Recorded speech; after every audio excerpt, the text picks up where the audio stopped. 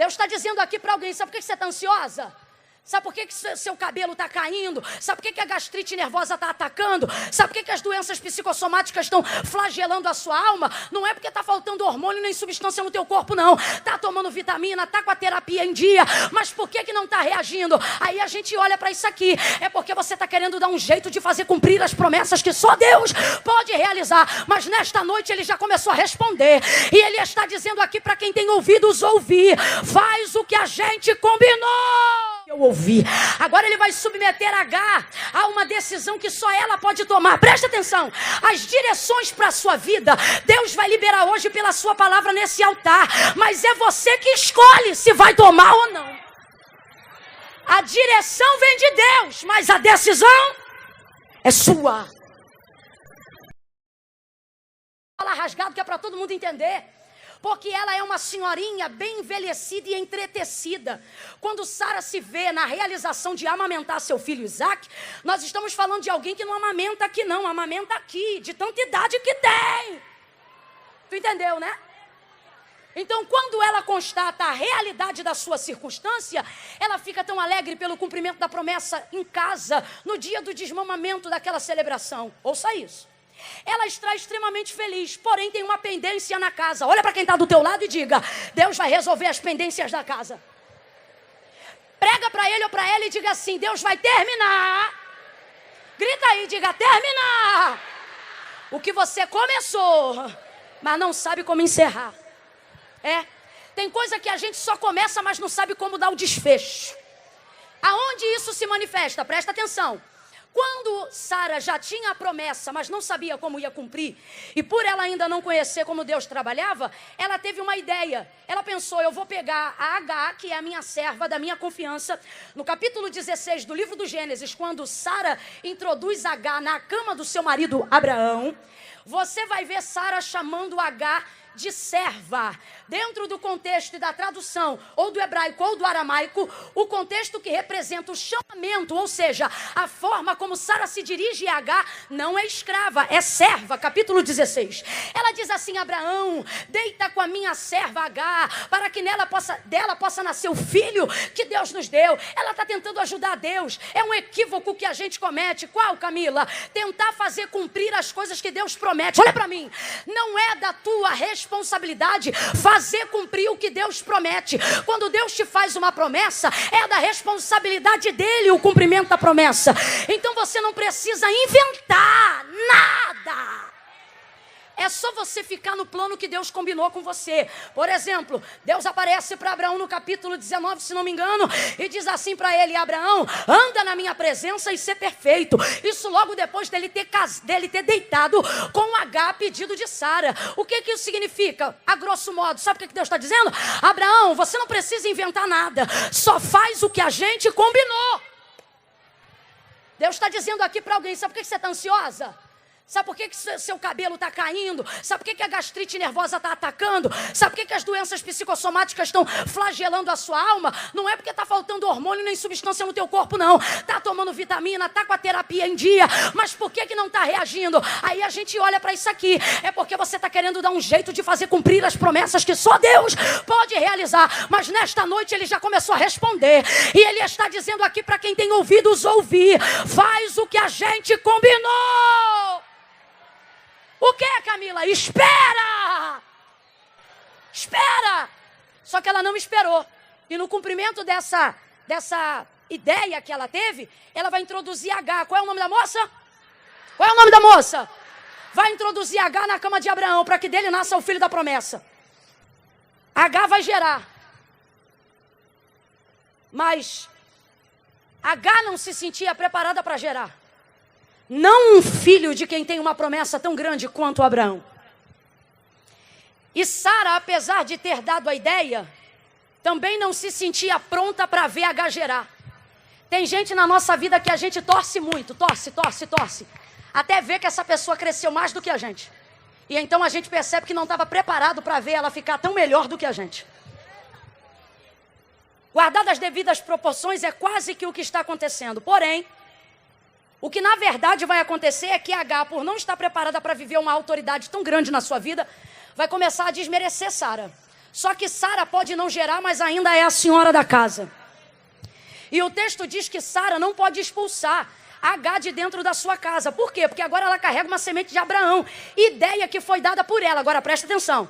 Eu quero que você tire Agar dentro desse contexto de mulher sem vergonha por ter deitado com Abraão. E comece a entender que Sara era apenas uma serva.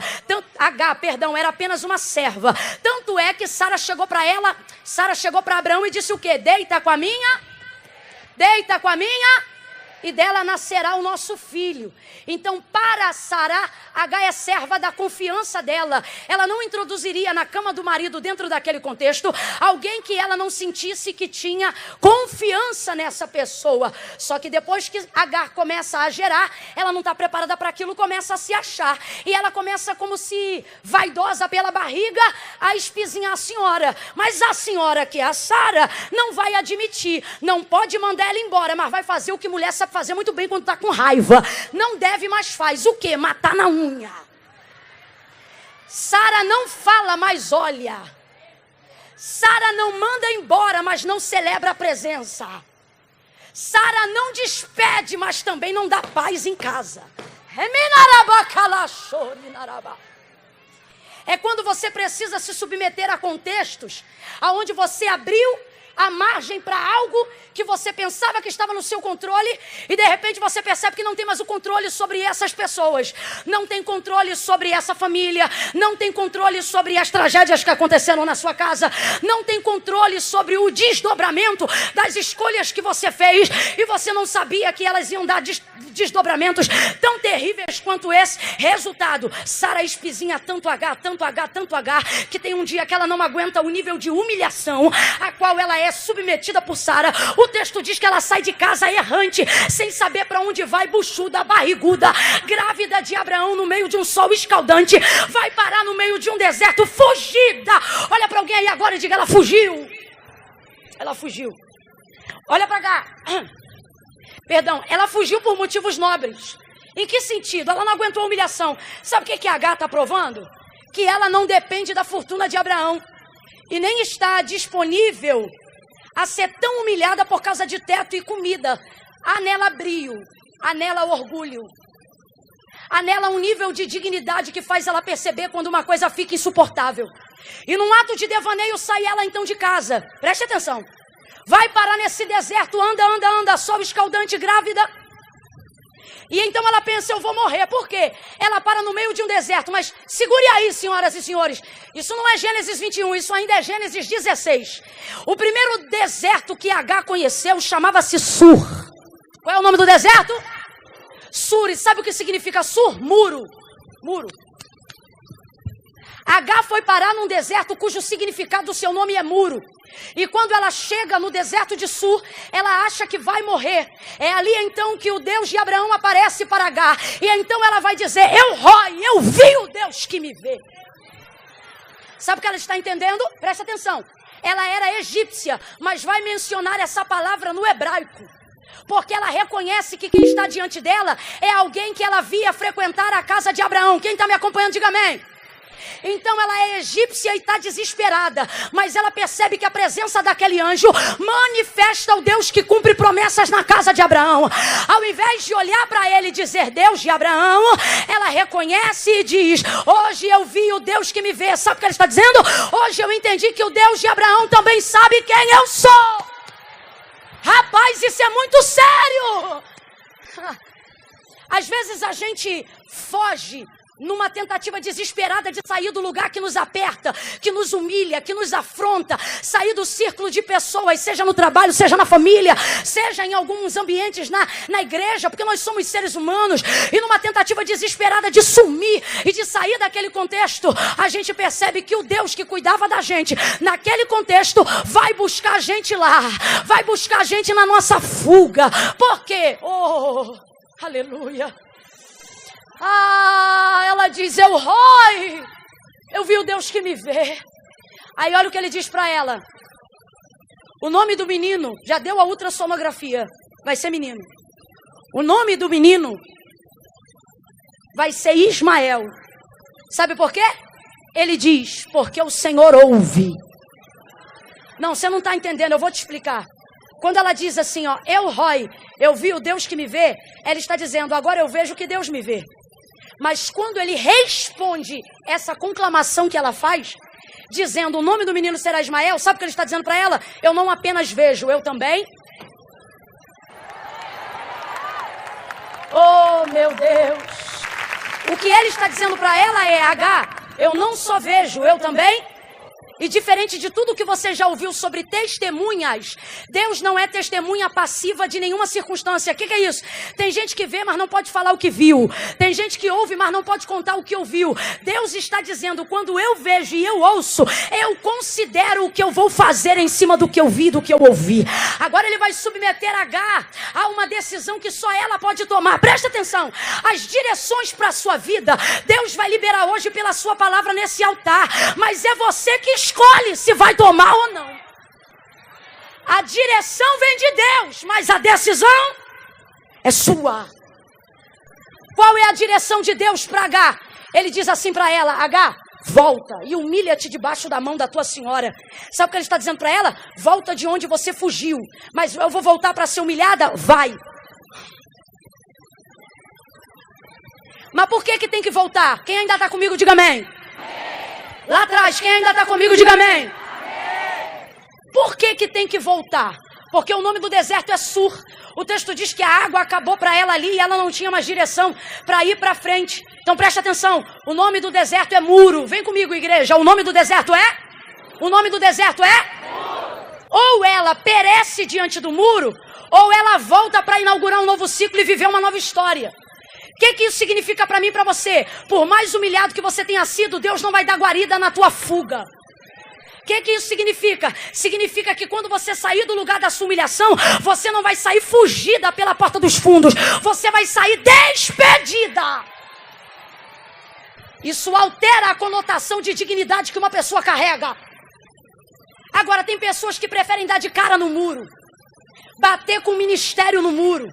Viver colocando o casamento no muro, confrontando a família no muro, os negócios no muro, trabalha na empresa, mas não cresce, só vive de cara no muro, lê a Bíblia, mas não entende nada, só dá de cara no muro, busca, mas não tem de Deus uma direção. Por quê? Porque o clamor pode estar certo, mas se ele estiver sendo feito no lugar errado, não vai adiantar nada. Hoje Deus está dizendo para alguém, faz uma escolha. Ou você come orgulho de frente para o muro, ou você engole o orgulho, dá meia volta. E volta do lugar de onde você saiu fugida. Volta a cumprir as obras que Deus colocou na tua mão. Volta a exercer o ministério que Ele te deu. Volta a cumprir o ofício sacerdotal que Ele derramou sobre a tua vida. Volta. Ai, Camila, mas se eu voltar, os outros acham que eu estou querendo disputar cargo. Os outros sempre vão achar alguma coisa. Só que Deus está dizendo, não viva sobre a expectativa do que eles acham de você. Viva sobre a expectativa do que eu tenho pensado a seu respeito. Volta. Agora, sabe qual é o nosso problema em ouvir Deus? Ao dar uma direção, dizer que essa direção começa com um caminho de volta, é porque a gente vive olhando a vida de Abraão em Gênesis 12 e vê que no dia que Deus falou com ele, Deus disse assim para ele, sai da tua terra, da tua parentela e vai para o lugar que eu te mostrarei. Todo mundo está preparado para ouvir um vai, mas ninguém quer ouvir um. Só que o que você tem que entender, filha, é que o Senhor está dizendo, não interessa a direção que eu der.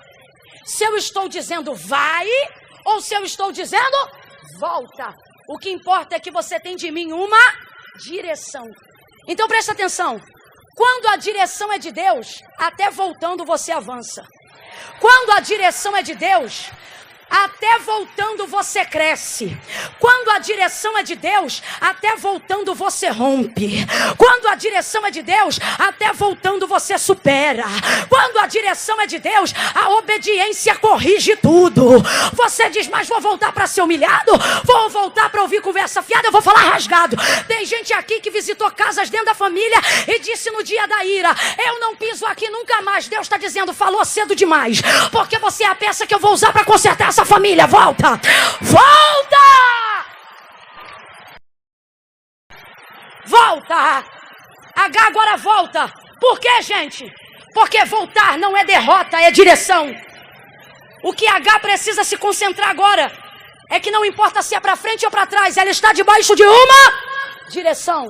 Olha para quem está do teu lado e diga, uma direção. Isso, diga uma direção. Uma direção é o que você precisa. Quem está me ouvindo bem, diga amém. Ouça isso com carinho.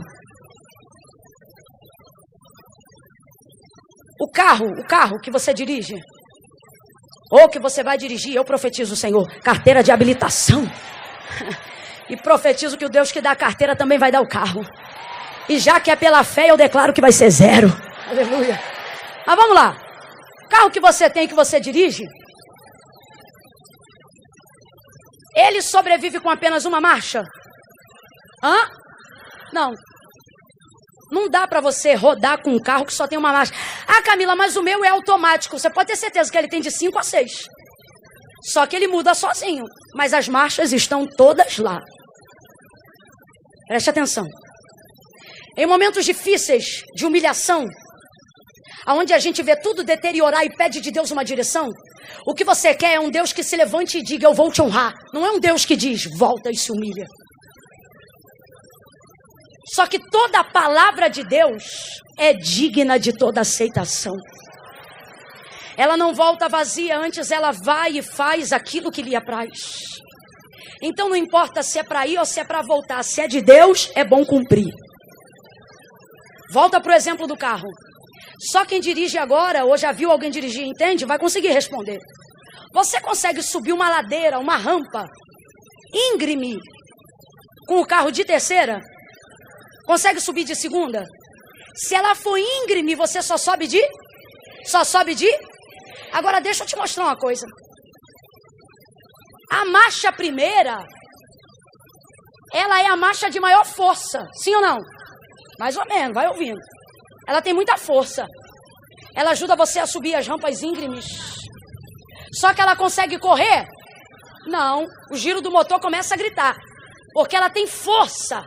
Em épocas onde você precisa fazer força, você não tem que ficar olhando para a velocidade. Escute isso. Agora preste atenção que eu não vou parar na primeira, não. Você sabe qual é a marcha de maior força no carro? Não é a primeira. Quem já dirigiu sabe. É o quê? É a ré.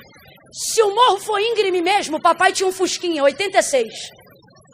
Quando a gente precisava subir um morro que era muito íngreme, papai botava a primeira, tentava, parava, descia, freio de mão, não conseguia. Aí o que papai fazia? Manobrava o carro e subia de... Tem gente que já começou a entender. Subia de ré. Por quê? A ré é bonita? Não. A ré é confortável? Não. Mas é ela que tem força para passar por situações que sem ela você não passaria. Isso aqui é só um exemplo para você entender. Sabe por quê? Você quer viver o cumprimento da promessa rápido. Você quer sair dessa humilhação rápido. Então você só procura velocidade. É por isso que está dando de cara do muro. Hoje Deus está dizendo, ativa a ré que eu te ajudo. Começa a andar na minha direção. Volta onde eu te mandar voltar. Abraça quem você tiver que abraçar. Desce diante de quem você tiver que descer. Pede perdão para quem você tiver que pedir. Camila, mas eu vou pedir perdão por quê? Foi o fulano que me humilhou. Foi a outra que me ofendeu. Foi ela que disse, Deus está dizendo, pois é, mas dela eu não espero nada porque o ventre está vazio, mas de você eu estou esperando um recomeço na tua história. Anima alguém aí agora, mão direita lá em cima, vem comigo, mão esquerda junto. No 3, você vai abrir os braços e vai sacudir o ombro de alguém, mas é para sacudir. Ai, Camila, mas é que eu não sou muito de sacudir. Então da próxima vez procura uma pregadora menos pentecostal, porque hoje a gente é pentecostal até o tutano. Inclusive, cadê o menino da banda? Me ajuda aí no teclado. No 3, mão lá em cima. Oh meu Deus do céu. Oh meu Deus, quando eu disser 3, você vai sacudir e vai dizer, se tiver que voltar, volta. É 1, é 2, é 3, vai, sacode. Se tiver que voltar, volta. Abraça quem tiver que abraçar, pede perdão para quem tiver que pedir. Deus está dizendo, você vai voltar, mas não é para ser humilhada, é para recomeçar uma história nova. Eu vou entrar com novidade. Não importa se é subindo ou descendo, Se é ganhando ou perdendo, sabe o que acalma o nosso coração? Saber que a gente está no centro da vontade de Deus. No centro da vontade de Deus você não passa fome. Segura aí, é só os instrumentos por enquanto. No centro da vontade de Deus você não passa fome. Davi disse: fui velho, ou melhor, fui moço. Sou velho, nunca vi um justo desamparado, nem a sua descendência. No centro da vontade de Deus você está no meio da guerra e não teme a guerra. Ele disse: eu não temerei o exército dos milhares que me cercam. Ei, uns confiam em carros, outros em cavalos, mas nós faremos menção do Senhor. Ela volta, olha aqui para mim. Ela volta, mas não volta feliz não. Ela volta, mas não volta alegre não. Porque, irmão, obedecer a Deus muitas vezes requer sacrifício. Esse evangelho oba-oba só dura o horário do culto. Camila, como é que você sabe disso? Porque depois a vida do povo em casa não muda. No trabalho não muda, sabe por quê? Querem pregar um Cristo sem pregar a cruz que Ele mandou carregar. Muitas vezes obedecer à vontade de Deus requer sacrifícios. Mas por que mesmo assim eu obedeço? Porque ela é boa, perfeita e agradável. Camila, por que você não está falando de Sara? Porque Sara tem uma promessa, está na mão de Deus. Hoje Deus trouxe a esse encontro mulheres para dizer: eu sei quem é você, Agar. Eu estou vendo a forma como você tem sido injustiçada. Eu percebo quando alguém te odeia, porque viu que você entrou num contexto e não estava na história, mas já está sentada na janelinha. E hoje eu vim cuidar de ti, Agar, sabe por quê? Porque você está gerando algo que vem de Abraão. Olha para mim, tem gente que é muito maior do que você, mas se incomoda com você. E você se pergunta: por que se incomoda comigo? Você de vez em quando se sente como Davi se sentia diante de Saul, dizendo: eu sou uma agulha no teu palheiro. Por quê? O Senhor é maior do que eu, e eu vou te dizer por quê. Você não entende por que é tão perseguida. Você não entende porque tem sido tão afrontada e afrontada nesses últimos dias. Você se pergunta: meu Deus, se eu só fiz obedecer, por que eu estou sendo perseguida dessa forma? E Deus está dizendo: porque no teu ventre você não carrega só um filho, você também carrega uma nação. Camila, eu não estou entendendo. Vai entender agora. Quando o nível de perseguição não é condizente com a vida da pessoa, por ela ser pequena, serva, humilde, simples, é porque Deus está dizendo: você considera isso só um ministério, você considera isso só um departamento, você considera isso só um título, você considera isso que você carrega apenas uma coisa dentre as tantas coisas que Deus te deu. Mas Deus está dizendo: não, eu uso a tua voz para abalar gerações. A tua oração vai mudar a hereditariedade da tua casa. Não é o que você sente, não é apenas o peso de uma barriga, é o peso da responsabilidade de alguém que carrega uma nação. Deus está falando com profetas hoje aqui, com ministros hoje aqui. Ela volta e se humilha. Não foi fácil, mas ela voltou. Sabe por quê? Eu prefiro voltar e recomeçar do que ter uma lápide do meu corpo no deserto dizendo: aqui jaz quem preferiu ser orgulhoso ao invés de obediente.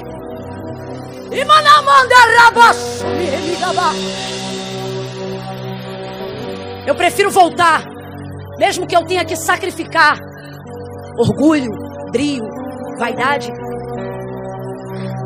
do que ter filhos que não nasceram, porque eu decidi que eles não viveriam mais dentro de mim, porque decidi entregar os pontos do lado de fora. É por isso que Deus vai resgatar Agar no deserto. Sabe por quê? Por mais que a perseguição esteja vindo sobre você, assim diz o Senhor, isso não é só sobre você. Isso é sobre a voz que eu te dei. Isso é sobre a unção que eu te entreguei. Isso é sobre o fruto que você carrega. Isso é sobre o chamado que eu te confiei. Isso é sobre a obra que eu tenho na sua vida.